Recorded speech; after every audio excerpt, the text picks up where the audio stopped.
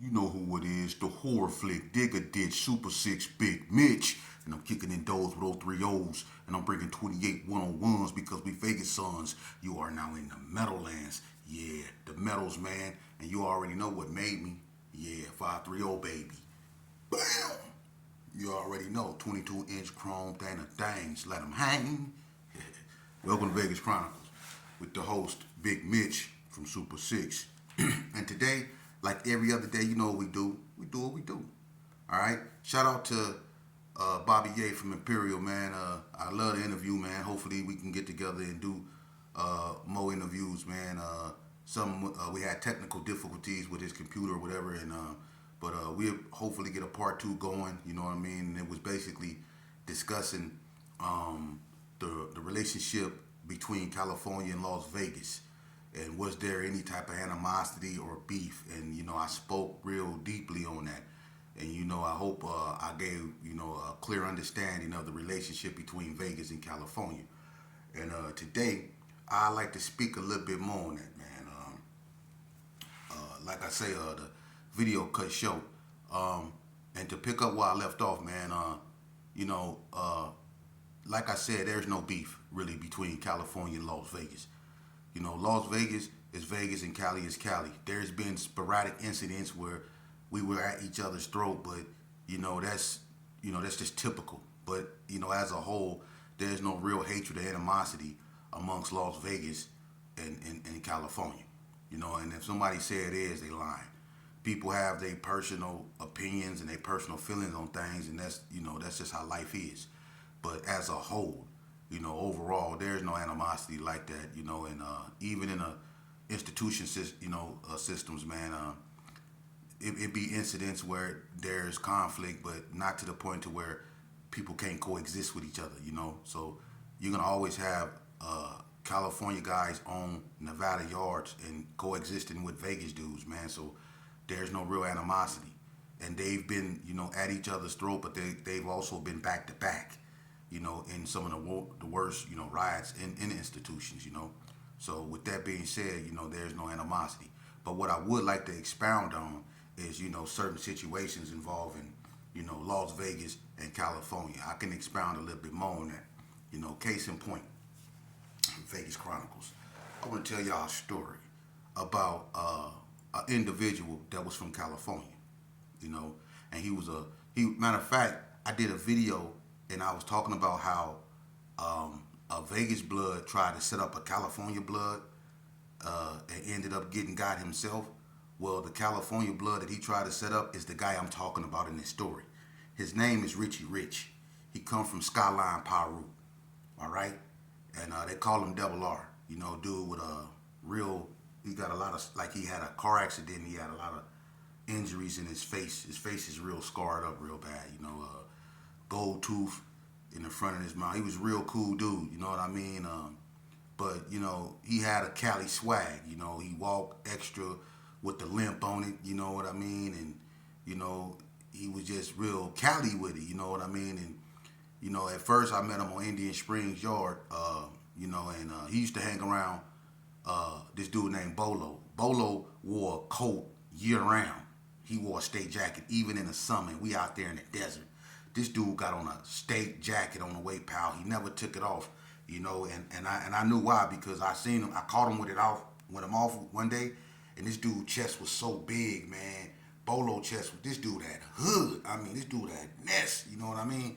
But anyway, he kept it covered up. That's one of the dudes Richie Rich used to hang with, along with B.I. from Skyline, Buddy Bud from Bloodstone, Honey Bell from Bloodstone, KK from Bloodstone, K Loco from Brims, Home Team from Bloodstones. It was quite a few of these, Cali B-Dogs.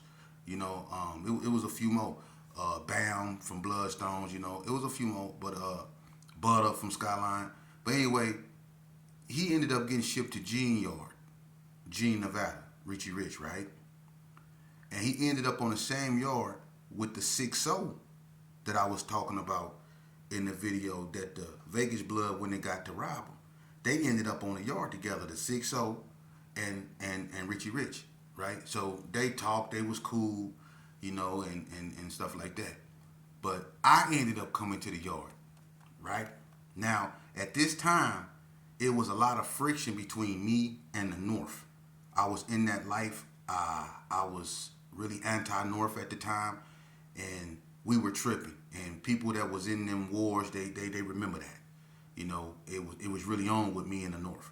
So it was animosity all the way around. So when I hit the yard, it was real tense. It was real tense, you know. And you had a lot of dudes from the North on that yard, like Papsco, Psycho, Hamp, Lil Marv, OC, Rich Dog, Wee Dog, Cornelius. I forget his name. I think they call him Jihad. A few more dudes, man. And one day, you know, I guess before I came on that yard, everybody was cool and coexisted, but Richie Rich was doing his thing, right? So Richie Rich had all the trees. You know what I'm saying? He was the man. You know what I mean? And if he go and he bring, you know, your thing in, you know, you got to give him half of it. And, you know, he was the one that was, you know, making all the moves. So he was the man, basically. You know, so when I hit the yard, you know, me and him instantly, you know, we knew each other from the spring, so we clicked right up. And I guess that's what he wanted, because it was like when I hit the yard, he was like, he didn't want to deal with the Crips no more. He basically shut them off. He like closed the spout off on them. Whatever relationship he had with them, when I hit the yard, he basically cut the spout off. I don't know what that was about, but he cut them off.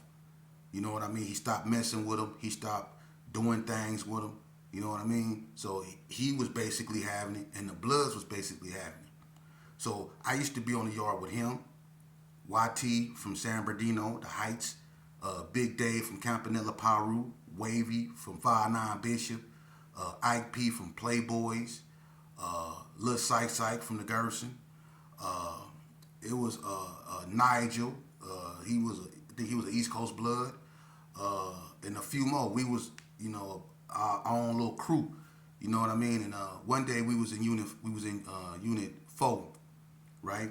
And we used to go over there and we used to play dominoes, because it was a female staff named Miss Williams that worked up in there, and she was real cool. She'd let us play dominoes, and then we'll go in the showers where they take, because you got to step in there, and like I say, you can fight in the showers thing, because it was real big. We used to go in there and we used to smoke, right? And on this particular day, where the shower was downstairs was right across from where Hamp from Northtown stayed, right? Now this guy right here, Hamp, I'm gonna be honest with you. I'm not in that life, but when I was, I couldn't stand that dude. I couldn't. And he know why.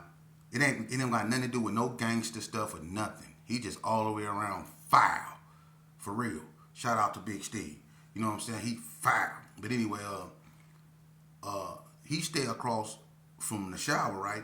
So I guess he noticed how Richie Rich started acting when I hit the yard. So it's tension between him and Richie Rich. Now, I don't too much know nothing about this, that they was doing whatever they was doing before I hit the yard. But now it's tension between these two. But Richie Rich, he know I'm anti-North and I'm willing to go. Plus, I had other homies on the yard, you know what I'm saying? So if something go up, we was right, you know what I mean? And plus you got the Damu, so we was right. The North, they had a nice car, Charles Blaylark, Papsco, all them was up over there, Kryptonite, all them dudes, they had a nice little car. So it would have been a clash. But anyway, on this particular day, we playing dominoes. So Rich was like, let's take a smoke break, right? So we go over there, we get to smoking, me, him, Wavy, and I think it was Ike P, right? So Hamp come from, I don't know if he was working in the laundry or PI, but he come in the unit, right? And he go to his room, and he waiting on them to pop his door to let him in, and he looked in the shower, he was like, so y'all just go blow it up by my door? And we don't say nothing, because I know he ain't talking to me. I'm just keeping it 100. I know he not talking to me. So I ignore him. We blowing, right? We get through, we go out. He looking at Richie. As Richie Rich walked by, he say, so you just go blow it up by my door? Rich was like, what you mean? We smoke right there all the time. He was like, I don't give a F. It's by my door. He was like, so? And he was like, so what you saying? Richie Rich was like, what you saying? He was like, all right, hold on. So Hamp left, right? So Richie Rich was like, hey, check this out, blood. Let's go get that thing. Like, I'm like, what's happening? He like, he disrespect Hamp, in a way. And he was like, he tripping. I'm like, wow. He talking about, he mad because we smoking. I'm like, because we smoking. He like, no, it's deeper than that. And he mad because I don't mess with him no more, right? So I'm like, whatever, man. It's whatever. Hamp go get Lil Marv, OC, and a few more Northtown dudes. He come back, right? So I tell Richie Rich, man, get down with him. Straight up, whoop him. I'm thinking Rich finna dog him the way Rich act. See, Rich had this attitude to where if you listen to him, he'll make you think that he can whoop the whole world. For real, I thought Rich can get down. The way he walk, the way he talk, his whole swing, I thought Rich was, had hands. And see, that's what not all Cali boys, because a lot of Cali boys get down. But on this particular day, this cat right here, watch this. So, when Ham come back, he basically tell Rich, what's happening? Rich was like, what's happening? He was like, what you want to do? He was like, what you want to do? So Ham was like, look, and he putting on glove, where you want to go? Rich, where you want to go? They take it to the shower, right? So I tell Wavy, go watch the shower. I'm going to be by the door. Where the other Northtown dudes was, because if they make a move, we go get it right there. So it's some of us posted up over there by them. They basically keeping it fair. They wasn't on nothing. They kept it fair. It was on them too. Richie Rich and Hamp went up in the shower to get out. You can hear it. Wavy standing over there, right? I'm not paying no attention. I'm by the door, right? So I'm the North watching me. I'm on the North. You can hear them scrapping. You hear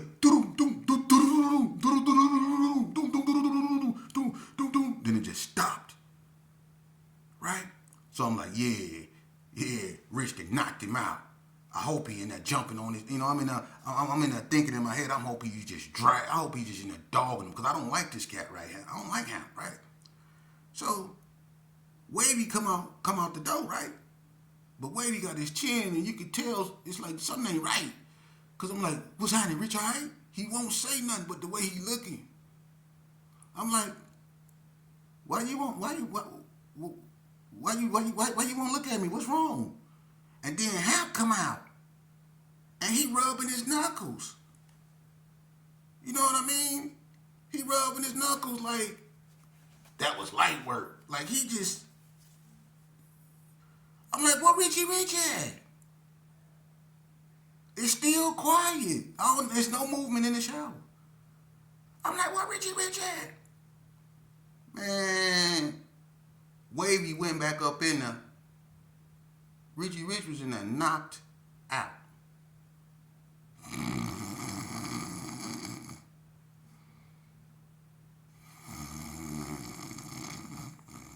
Yeah, he was doing that.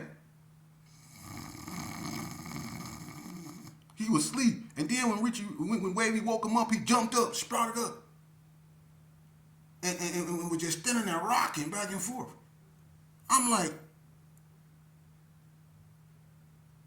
and they out there celebrating, you know what I mean? And I'm like,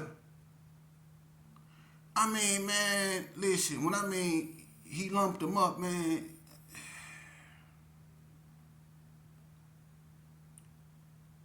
Look, man, I really thought Richie Rich can fight. I did. But Hamp knocked him out.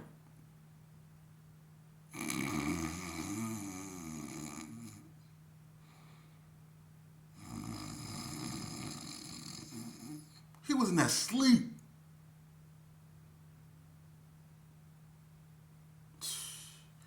That's what I mean, man. See, some dudes come out here, man, and they think that dudes from Vegas is soft. And even though I don't too much care for that cat, he from Vegas, and unfortunately for Richie Rich, he had a bad day. He had a horrible day. Horrible day. But I'm going to be honest with you. It's been,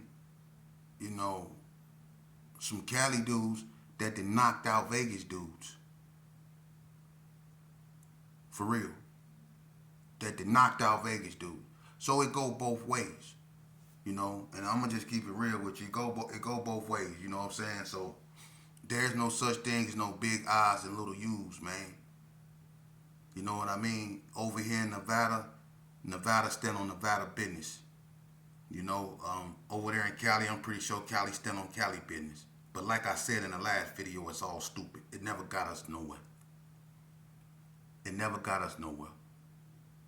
You know, we were only hurting ourselves more and putting ourselves deeper in the hole, going at each other's throats. You know what I mean? And we don't own Vegas. You know what I mean? So people coming out here, you know, I was so messed up in the head. I really thought when I was in prison, I was defending my backyard from foreigners trying to invade and take over, not knowing that don't nobody run the prison system. The wardens run that, man. When they say lock it down, that's what we do. Whenever we try to go up against them by staging some form of a sit-in, hunger strike, whatever we was doing, they always at the end of the day won, man. I did 20 years in prison, man, and I done been in some of the most horrendous uprisings you can think about when he came to prison, man. And at the end of the day, they always won. We always ended up complying. They never bargained with us. They never said, all right, if you stop this, we'll do that. No. It was we go stop doing what we was go do before anything. And we was go lock it down. See? That's what we did. When it was all said and done, we still went in our rooms. So we don't nobody run nothing but the wardens. I'm just keeping it real. Now, you can have a hierarchy amongst yourselves, but you go live in a delusional world, because if y'all really think y'all running that, y'all crazy. Because when they say recall, y'all finna lock it down. So youngsters, when you go up there, just know what you signing up for. I'm going to be the one that tell you the truth. These cats out here go cater to that madness, and they going to have y'all believing that being rebellious, being in them streets, being disrespectful, standing on your business is something to do. Let me explain something to you. Standing on your business, you need to be standing on your square. And your square is standing on understanding. You see? That's what you need to be standing on while you talking about standing on your business. Stand on your square. You know, start educating yourself, man. Quit letting these dudes put that filth in your head, man. When you don't educate yourself, you leave a void there for someone else to fill it with nonsense. That's why a lot of us was out here in them streets doing what we was doing, because we wasn't educating ourselves, and the stuff that we was developing our minds with was illusions and deceptions. You know, music. You know what I mean? He say, she say. We wasn't reading books and trying to, you know what I'm saying, conceptualize and give our mind a chance to really grow. You know what I mean? Because when you read books, it's like working out. If you do 100 curls every day, imagine how your arms will look. If you do 100 reps of bench press every day, just one set, 100 reps of bench press every day, imagine how your chest gonna look over time. Well, if you read the same way, imagine how your mind gonna be. You see, your brain is also the most powerful one you got in your body. You see, and if you feed it information, that's what it eats, information. And when you do that and you put information in your head, you develop into something. It transforms you into something. You see what I'm saying? But when you don't do that and you neglect your mind, it's gonna use something else to fill itself with. And usually it's nonsense. That's why a lot of us believe in this gang-banging bull crap.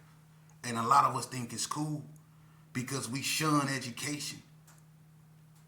And we grow up in the streets. That's why we call it being street smart. We do away with the books and we live off our street smarts. But that's only going to take you so far, man. Street smarts is only going to take you so far. You need your education. We need to stress that. Because if kids knew better, they'll do better. Let me say that again.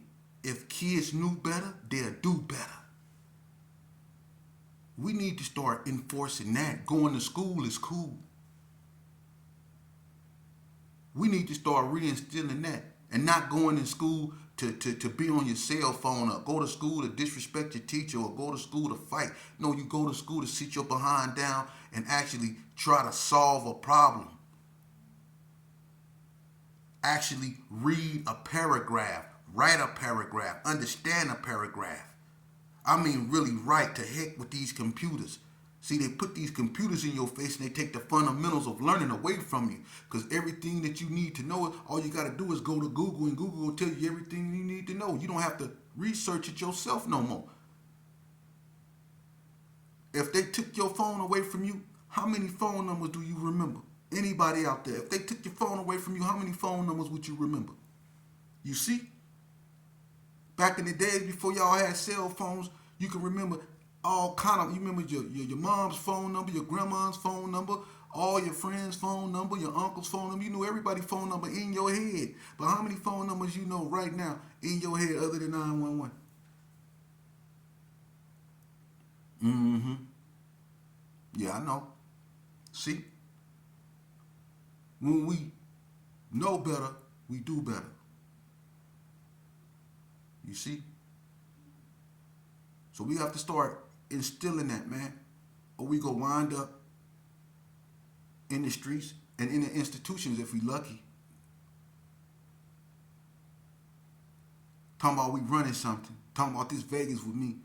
I'm sitting up here with a permanent blink because I call myself defending my backyard from what I perceived to be a Cali invasion. But when it was all said and done, I was just another inmate in the cell, laying in a hospital bed, but in a cell, poked up, looking at 5 years in a hole. But I run something though, and I'm trying to stop people from taking over something. You get it? It's all fake. It is. We up there really trying to do damage on one another over something we don't really own, run, none of that, man. Think about that. And don't and won't no real man. I'm going to be honest with you. A real man will never let another man, an imperfect creature, lead them nowhere. If you tell a real man something and he don't agree with that, he gonna tell you he don't agree with that. He not gonna overlook the fact that y'all might be cool. He gonna stand on what he believe. He gonna say, I don't look at it that way. Or we can agree to disagree. And if you choose to take whatever you going through to another level, he gonna let you know. Well, that's on you. He not gonna blindly follow you because y'all partners and he got love for you. See, that's what gets us in trouble all the time. We blindly follow other people. And normally they lead us to our demise. And by the time we realize what we've done to ourselves, it's too late. And then we end up bitter and mad at the person that used to be our friends for coming to get us in the first place. But when it's all said and done, it's you. You have the choice to say yeah and nay. We need to wake up. We really do. We need to wake up. Because as you can look around you and clearly see, we are on borrowed time. Just in 1 week, I done lost 4 family members. In 1 week. 4 family members. And I'm not the only one losing. We all feel it. It's that time, man. It's that time to get right with ourselves, to get right with our makers, to get right with everything around us. We've been wrong too long. It's time to face reality. All right? Everybody want to be respected as men. Well, it's time to man up. For real. And maybe these words will fall on deaf ears. I don't know.